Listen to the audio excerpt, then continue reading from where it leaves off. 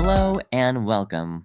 Today, we're going to take a deep dive, a real musical journey through the heart of Portuguese-speaking Africa to uncover the amazing story of Kizomba.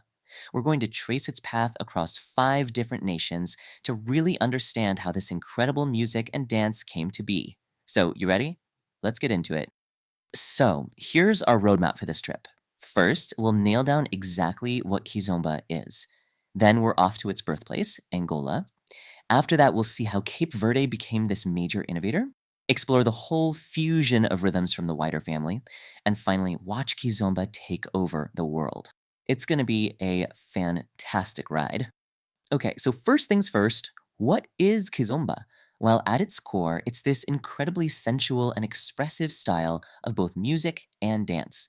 And the most important thing to remember is that its roots run deep in 5 key Portuguese-speaking or Lusophone African countries.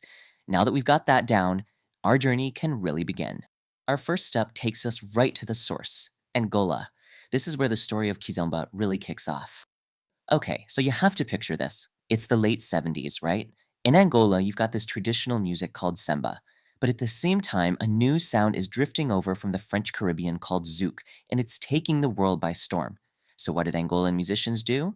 They started blending them. They took these two incredible sounds and created something totally new, a rhythm that was slower, way more romantic, and just unbelievably melodic. And that right there was the birth of Kizomba.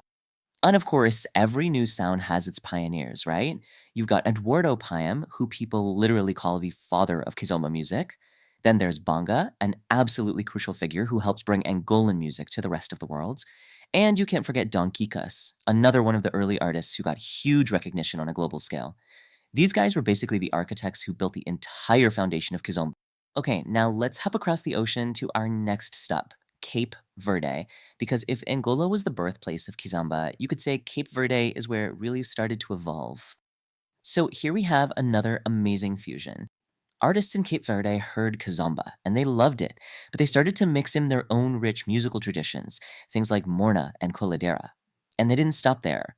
They threw in modern R&B, pop, and even electronic sounds, creating a whole new subgenre that became known as Ghetto Zouk.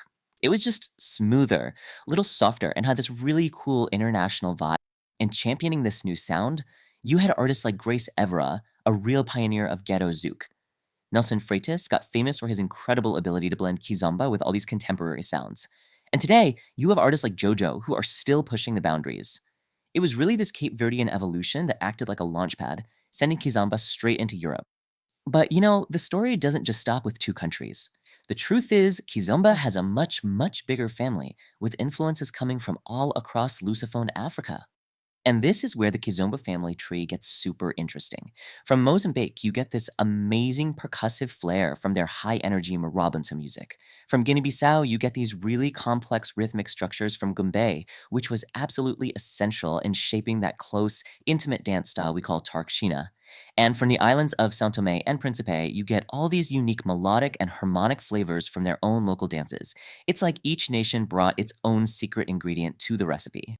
So, with this incredibly rich multinational heritage, I mean, is it really any surprise what happened next? Kizomba was officially ready for the world stage. You can just see the whole evolution laid out so clearly here. It all starts with the original Kizomba, that Semba and Zouk mix from Angola. Then it evolves into the more melodic Ghetto Zouk coming out of Cape Verde. And as it spread, especially in places like France, it fused again, this time with hip hop, creating what we now call Urban Kiz. You can literally watch how the music has lived and adapted on its journey around the globe.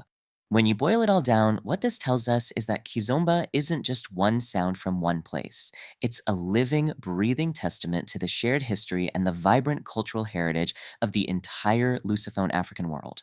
It's like this beautiful tapestry that's been woven together by 5 distinct but deeply connected nations.